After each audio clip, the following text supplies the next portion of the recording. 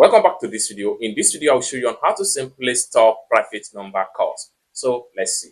But before we dive into the tutorial, if you find this tutorial useful and you are already new to this channel, remember click on that subscribe, turn on the notification bell for more useful tutorial like this. So with that being said, let's get started. So the very first thing you want to do is to simply head over to your phone call right here. So simply click on phone call right here.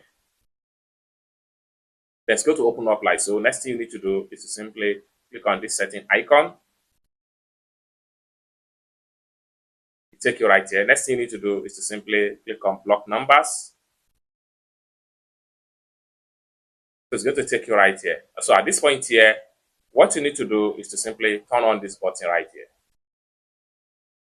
So by turning on this particular button, no any private number will be able to call you. Each time you are trying to make a call to your line, the call is going to be blocked and rejected. It's as simple as that. So basically, this is how to stop private number from calling you.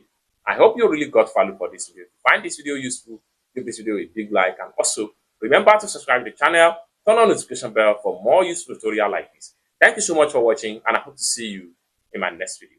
Bye for now.